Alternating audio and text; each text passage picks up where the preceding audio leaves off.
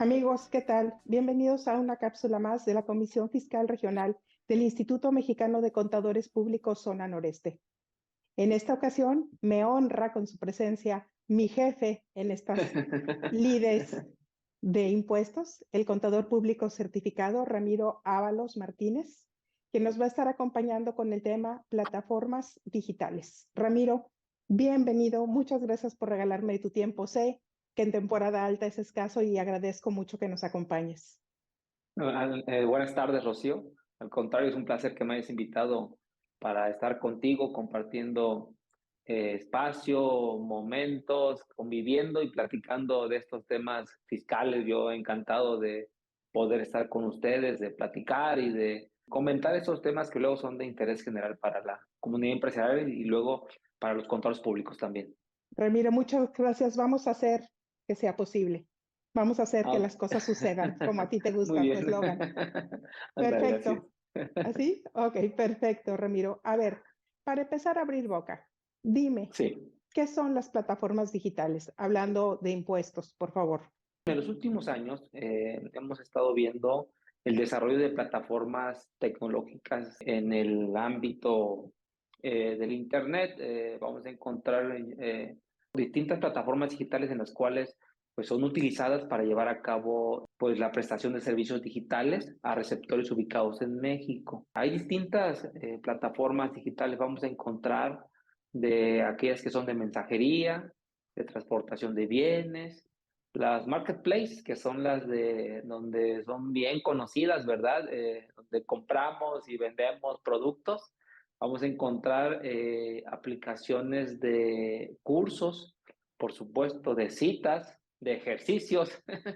Entonces, hay una gran variedad de plataformas o de apps, como comúnmente las conocemos a través de nuestros smartphones o a través de los iPads o a través de tabletas o a través de las computadoras. Y la mejor referencia es revisar nuestro celular, ¿verdad? Y ver cuántas aplicaciones usamos en el día a día. Esas son comúnmente las denominadas plataformas digitales. En México ya existe un régimen tributario en el cual las plataformas digitales son sujetas del pago de IVA. Y ahí hay un consenso mundial en que las plataformas digitales deben de pagar un impuesto indirecto o en este caso un impuesto al valor agregado, como se denomina en México.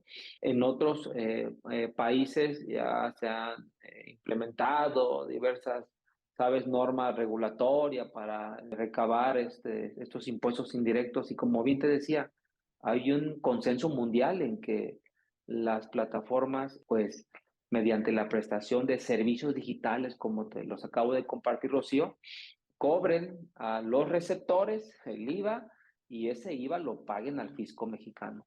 De hecho, es uno de los retos mundiales en el contexto internacional a través del plan BEPS, Base Erosion and Profit Shifting, la acción uno, que se refiere a todo lo que señala la economía digital, todo el environment digital. Hay una directriz sobre que los servicios digitales paguen el impuesto en donde son pues recibidos. Donde no hay un consenso mundial es que el pago de un impuesto directo a la plataforma digital.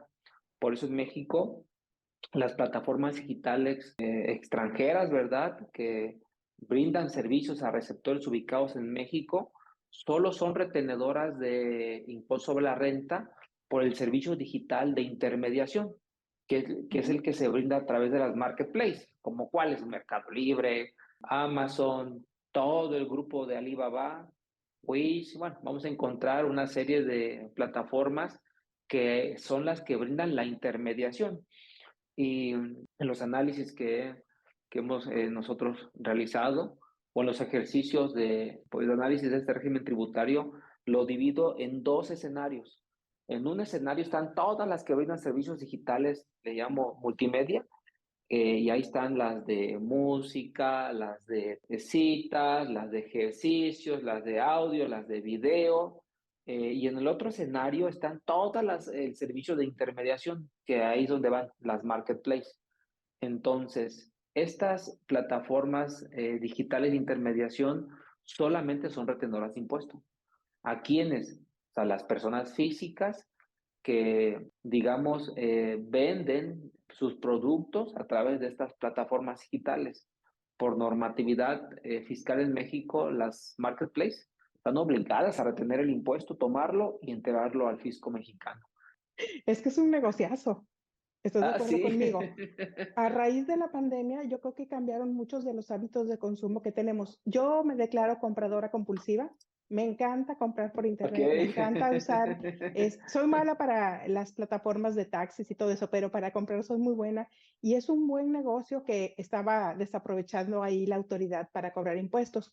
Ramiro, Ujú. entonces, ¿puedes contarnos más o menos cómo ha sido la evolución de estos impuestos a las plataformas digitales? Porque son recientes, no tienen muchísimos años como otros impuestos, pero puedes contarme brevemente cómo se ha ido desarrollando estos impuestos, por favor. Claro, hasta el año 2020 no teníamos una regulación fiscal específica en México. En 2019 había unas reglas misceláneas que permitían que plataformas digitales pudieran retener IVA e ISR en México. Eso cambia a partir del 1 de junio de 2020. Entra de lleno una normatividad para impuesto sobre la renta e IVA. Y ahí se emiten las, digamos, directrices para que los servicios digitales que brindan las plataformas digitales extranjeras sin establecimiento en México y que esos servicios digitales se los brinden a receptores ubicados en México estén sujetos del pago de IVA. Entonces, y que además los servicios de intermediación que se dan a través de Marketplace, pues estén obligadas a retener el impuesto sobre la renta y el IVA también a las personas físicas que llevan a cabo la compra-venta de productos y servicios a través de estas plataformas. Se han emitido algunas modificaciones en resolución miscelánea. Justamente en ese año 2020 sale todo el capítulo 12 de la resolución miscelánea fiscal que habla de reglas administrativas, del cómo pagar, qué formatos utilizar, qué lineamientos usar para el pago de los impuestos y hace algunas aclaraciones. Posteriormente, 2021 y 2021 se emiten algunas reglas para sancionar a las plataformas digitales en el caso de que incumplan con algunas obligaciones fiscales en México. 2022 hay unos temas de publicación bastante sencillos, diría yo, de facilidad hacia las plataformas digitales de intermediación. Digamos que en el contexto fiscal en México, esas son los cambios, la implementación y cambios fiscales que han existido de forma general. Me parece que hace falta afinar más la normatividad fiscal en cuanto a pues básicamente fomentar que lleguen más plataformas digitales a México y que paguen sus impuestos, sobre todo el IVA, ¿verdad? Que digamos es un impuesto interesante en materia recaudatoria. Te comparto un dato, Rocío, según el cuarto informe tributario de gestión emitido por el SAT, nos da algunos datos interesantes. Mira, con fecha de corte a ese trimestre, o sea, del cuarto trimestre de 2022, se han inscrito 177 plataformas digitales extranjeras y a través de estas plataformas se tiene el dato de que se han inscrito 300, de forma aproximada, 395,000 personas físicas que obtienen ingresos a través de esas plataformas tecnológicas. Entonces, diría yo, 177 plataformas, me parece que el número puede crecer mucho más. O sea, en el día a día vemos un sinnúmero de plataformas digitales que pues nada más revisemos nuestros celulares, cuántas tenemos instaladas ahí. De suyo, las plataformas digitales cuando empiezan a brindar servicios a receptores en México tienen algunas obligaciones fiscales inmediatas. La principal es inscribirse en el Registro Federal de Contribuyentes en México y el SAT las publica en un listado que da a conocer de forma periódica tanto en el portal como en el diario oficial de la Federación. Entonces, básicamente ese es el régimen tributario. Más adelante platicaré algunos otros sinsabores o detalles que hay sobre este régimen tributario. Qué interesante, ¿no, Ramiro? La manera en la que hemos ido cambiando los hábitos, los contribuyentes, la forma en la que ahora se hacen los negocios, que es súper rápida, que estás parado en la calle y de repente con tu aplicación ya está tu taxi a la puerta. O sea, es maravilloso. A mí no deja de sorprenderme la facilidad con la que se da el comercio ahora, en estos tiempos, ¿no? Por medio de un celular que ahora hace ya la hace de despertador, de cámara fotográfica, pero también te facilita la adquisición de bienes. Me parece súper padre, me parece muy avanzado. O sea, cuando yo era niña no lo hubiera imaginado nunca, hace algunos años, pero no lo hubiera imaginado nunca, incluso ni de adolescente, pero me parece muy interesante. Ahora, Ramiro, cuéntame. ¿México es pionero en esto de grabar las plataformas digitales o ya había otros países antes de nosotros tratando de cobrar impuestos a esta actividad? Sí, ya había algunos otros países en donde habían sido pioneros en esta materia, como Argentina, Colombia y Uruguay. Ya había, digamos, una implementación en donde, digamos, se han establecido de forma general regímenes en, eh, en los cuales mediante la utilización de tarjetas bancarias, cuando se hacen los pagos de estos servicios digitales, se llevan a cabo el pago de estos impuestos a esos servicios digitales. México, como bien te platicaba, hace un par de años hizo esta modificación. De hecho, un año antes, en el 2019, 2018, si mal no recuerdo, hubo una propuesta para grabar los servicios digitales con impuesto sobre la renta al 3%, que por cierto no pasó porque eso hubiera generado digamos, un tema complejo, sobre todo para las plataformas digitales extranjeras, las que no tienen establecimiento permanente en el país, porque ellas, bueno, pagan el impuesto en el país del que son residentes conforme a tratados internacionales o la legislación de su país.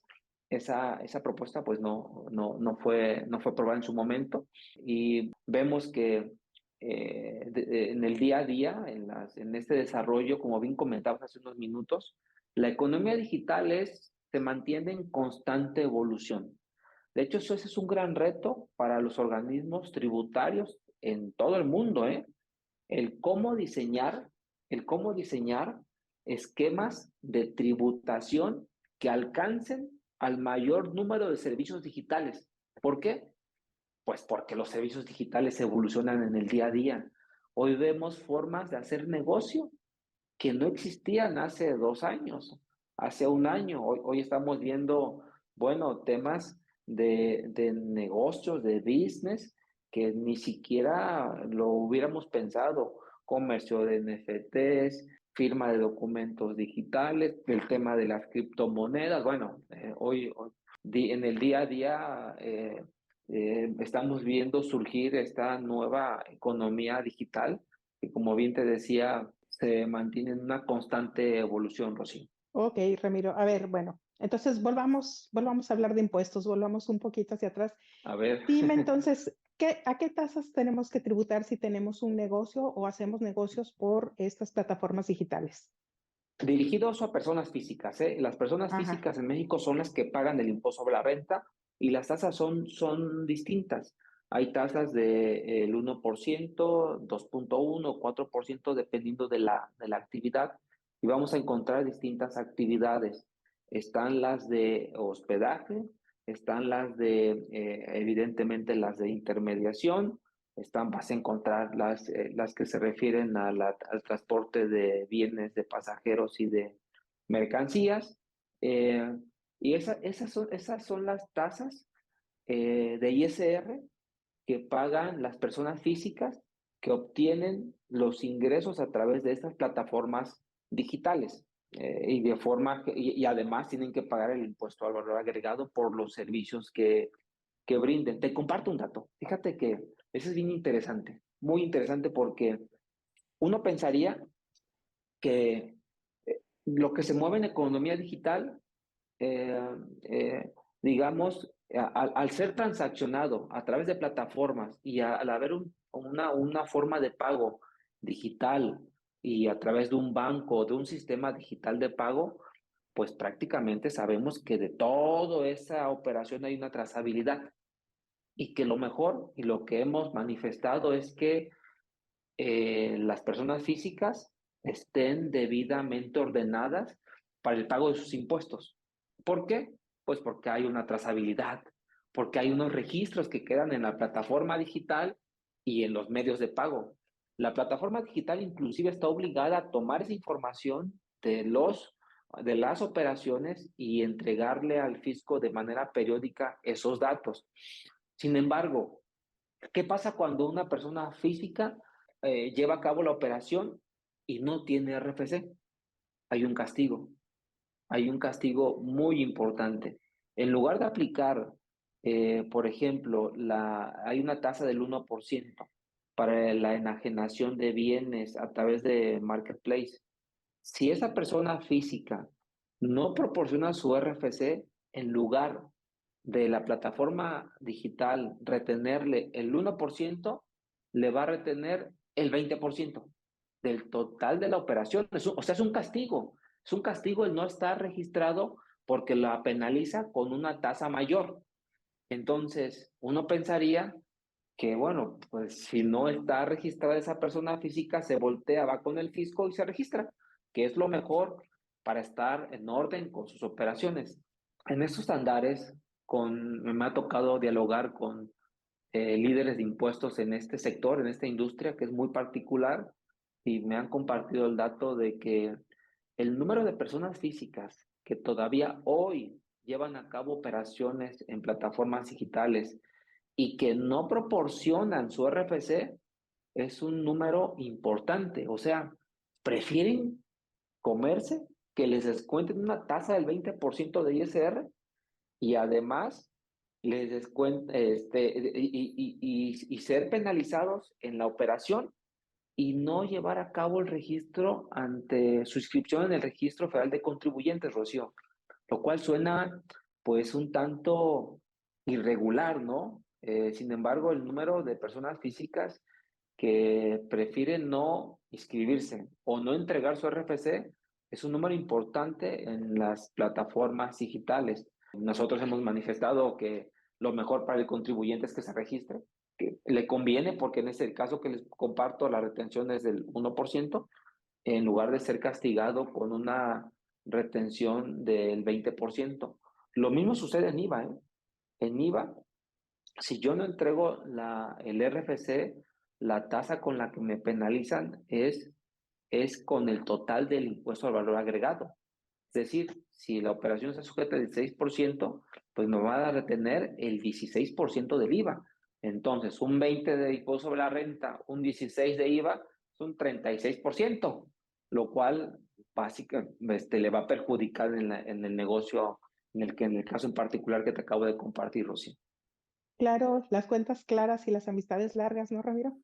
Bueno, y sobre todo Debería, con el SAT o adelante. Lolita, con la autoridad, Sí, debemos tener las pero cuentas claras y a veces es muy caro la desidia de no irte a inscribir, porque muchas veces no es tanto el miedo, sino el que hay que flojera ir, todos los trámites que hay que hacer, las citas escasas que hemos estado teniendo. Entonces es muy importante comentarle a nuestros amigos que si estás en una plataforma y no te estás dando o proporcionando tu RFC, no estás dado de alta, pues te sale más caro hablando de impuestos el no hacerlo, invitarlos a que se suscriban. Entonces, Ramiro, dime algo.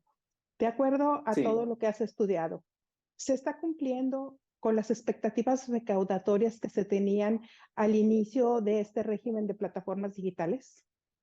Fíjate que es un dato, de hecho, que sería muy interesante conocerlo. Te voy a decir por qué. Porque en materia recaudatoria el IVA es el segundo impuesto en Importante. recaudación, en importancia en su recaudación.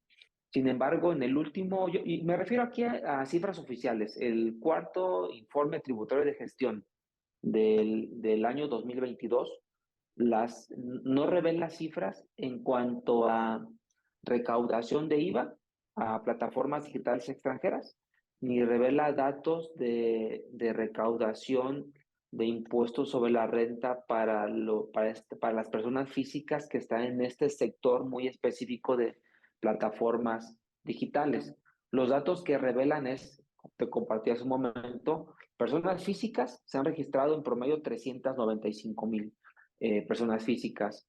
No hay datos, digamos, numéricos en montos sobre cuánto ha sido la recaudación de IVA, que ese dato es el interesante, ¿verdad? Y nos daría una idea de que si se han cumplido el objetivo de incorporar a las plataformas digitales extranjeras en la normatividad fiscal mexicana. Hace un par de años leí, hay un libro que publica la CEPAL, Panorama Fiscal de América Latina y el Caribe, y ahí se hacía un estudio en donde se estimaba la recaudación de 4 plataformas digitales. Una de ellas era las populares de servicios de pasajeros, y en esa el ejercicio era muy interesante porque la recaudación, digamos, de IVA era un tanto importante en relación a ese ejercicio en particular, acotado también porque solamente contemplaba 4 o 5 plataformas digitales. Entonces, lo deseable sería que los siguientes informes de la autoridad pues pudiera darnos a conocer cuál ha sido la recaudación en materia de IVA para las plataformas digitales extranjeras que brindan servicios digitales en México, Rocío. Sería súper interesante ver si reunimos las expectativas, se está recaudando como se debe y todo lo que podemos recaudar más o puede la autoridad recaudar más. Sería muy interesante, me encantaría verlo. Esperemos que lo publiquen en algún momento, ¿no? Ramiro, ahora cuéntame, ¿qué pasa si no cumplo? Yo estoy en este negocio y no cumplo con lo que la autoridad me pide. ¿Cuáles son las consecuencias? ¿Hay multas? ¿Qué pasa? Sí, sí, las multas son, digamos, primero para la plataforma digital extranjera. Si Ujú. hay si no cumple con el pago de sus impuestos, o no se registra en el RFC, o no designa un representante legal, o no proporciona un domicilio fiscal ubicado en territorio nacional, se hace acreedor a la posibilidad de que le hagan un bloqueo temporal al servicio de Internet en México, ¿eh? Esa me parece que es una de las sanciones más importantes para la plataforma digital. ¿Por qué? Pues porque le para el negocio. Imagina, o sea, de las plataformas que están inscritas. Te menciono, o sea, hay muchísimas, Facebook, por ejemplo, que está ahí. Imagínate un día sin Facebook en México, ¿no? Y aparte lo que dejaría de percibir la plataforma digital. Entonces, las personas físicas, ahora también, si esas plataformas dejan de presentar sus pagos de impuestos por 3 periodos mensuales, también son acreedoras a esta sanción que te acabo de compartir. Además, estas son independientes a las que le corresponden por no haber presentado en tiempo y forma sus declaraciones mensuales. Las personas físicas, por esos ingresos que obtienen, evidentemente tienen que presentar sus pagos de impuestos mensuales y presentar su declaración anual. Y aquí te comparto un dato. Personas físicas, hay una facilidad para que las retenciones que les hagan las plataformas digitales siempre que sus ingresos anuales no superen de 300,000 pesos al año, esas retenciones se consideren como definitivas. En español, ¿qué significa? Que dejan de presentar pagos mensuales. Y en estricta teoría, no llevan contabilidad y tienen una serie de facilidades. Se hace más soft el régimen tributario. Digamos que de forma general, este régimen sí permite que las personas físicas, de manera, digamos, suave, puedan pagar sus impuestos si no superan esa cantidad de 300,000 pesos anuales. Ya superándolo, bueno, ya entra con otro tipo de obligaciones, que hay que presentar sus pagos mensuales, que hay que reportar una declaración anual, y bueno, sin embargo, hace un rato comentábamos, en todo lo digital, pues hay una trazabilidad, hay un registro, tanto en las plataformas y además si los servicios son cobrados o pagados con medios bancarios o digitales, que hay bancos digitales, evidentemente de todo eso queda un registro, y lo mejor siempre será para el contribuyente estar en orden, pagar sus impuestos, preocuparse en hacer más negocio, ¿verdad? Que hoy vemos mil cosas en estos temas digitales, ventas. desde distintas plataformas ubicadas en distintas partes del mundo, pero bueno, siempre vale la pena estar ordenado con el pago de sus impuestos para que eso no le genere una problemática posterior a estos contribuyentes. Claro que sí, Ramiro. Siempre hay que buscar la mejor manera de cumplir. Ramiro, ya casi para terminar nuestra plática, si yo fuese una persona que el día de hoy decido emprender en una plataforma digital, ¿cuál sería tu mejor consejo para mí? ¿Qué me dirías que hiciera? ¿Qué me aconsejarías? Tu mejor consejo para que sea de éxito y no tenga problemas legales. Cuéntame, ¿qué harías? El primer consejo, digamos que para quien empieza en esta vida digital, en esta economía digital, pues básicamente es, primero, ir por el negocio digital, ¿verdad? De forma comercial, buscar la mejor opción para llevar a cabo su negocio en estas aplicaciones digitales.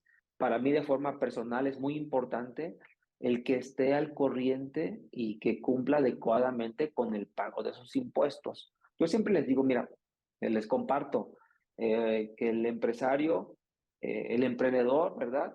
Pues que se dedique a hacer y buscar el negocio y aumentarlo, ¿no? Hacerlo crecer. Y la parte del pago de sus impuestos, pues bueno, que contrate un buen contador, ¿no? Que le pague bien también. Ojalá y sea federado, sea uno de los 21,000 asociados que tenemos en el Instituto Mexicano de Contadores Públicos y que lo auxilie y lo oriente sobre el pago de sus impuestos para que eso le dé la tranquilidad de que las operaciones se están haciendo de manera razonable y que eso no le va a generar alguna problemática posterior. Luego, digamos, en la vida diaria, sí escuchamos o nos llegan, ¿verdad? Algunas situaciones en donde ponen en riesgo su tranquilidad, o sea, ponen en riesgo el capital que arriesgan o que usan o que utilizan para llevar a cabo pues estas operaciones digitales. Quizá al principio, sobre todo al principio de arrancar un negocio, cualquier cargo, cualquier fee adicional a la operación se les hace un tanto, digamos, pesada. Sin embargo, a la larga por supuesto, demostrado que eso le va a generar esa certidumbre y tranquilidad de que estén en orden el pago de sus impuestos y es lo mejor desde mi humilde punto de vista. Zapatero a tus zapatos, entonces. Sí, sí, sí, por supuesto, Que el porque empresario se dedique al negocio y nosotros lo asesoramos. Que claro, para eso estamos en correcto, constante capacitación todos los por asociados supuesto. del Instituto Mexicano de Contadores Públicos. Ese es uno de nuestros retos de todos los años, es la capacitación. Ramiro, pues ya estamos llegando casi al final de esta cápsula. Yo te agradezco mucho tu tiempo, te admiro, te quiero un buen, eso ya también lo sabes, ¿sí? Muchas gracias. Y me encanta que hagas que sucedan las cosas. Muchas gracias. Por mi parte, Rocío, quiero agradecerte la gentileza de invitarme para estar con ustedes en esas cápsulas fiscales de tu región. Yo encantado de estar y compartir esta información sobre plataformas digitales y los invito a que sigamos en contacto en mis redes sociales, en donde soy como Ramiro Ábalos Martínez en Facebook, Instagram y LinkedIn. Y finalmente, yo estoy para servirles, siempre buscando, sabes, el compartir esta información fiscal y sirviendo a los colegios para hacer que las cosas sucedan. Un abrazo a todos. Perfecto, mil gracias. Gusto en verte. Es un saludo. Gracias, saludos. Amigos, gracias por acompañarnos esta noche. Yo soy Rocío García Michelena. Recuerden, lo más importante es esparcir el conocimiento fiscal. Nos vemos en la próxima. Amigos, amigas, los invito a que sigan nuestras cápsulas informativas de la Comisión Fiscal Regional Zona Noreste. Agradecemos el desarrollo de esta entrevista a nuestra conductora, Rocío García Michelén, y a nuestro excelente invitado el día de hoy, nuestro vicepresidente fiscal del Instituto Mexicano de Contadores Públicos. Él es el licenciado Ramiro Ábalos Martínez, licenciado en Contaduría por parte de la Universidad Autónoma de Guerrero. Cuenta con más de 20 años de experiencia en el área de fiscal e impuestos, además es socio corporativo de Baker Tilly. es contador público certificado y el día de hoy nos otorgó esta excelente entrevista. A usted, como siempre, lo más importante son sus comentarios. Síganos en nuestras redes sociales, continúe compartiendo nuestras entrevistas y nos vemos en la próxima emisión.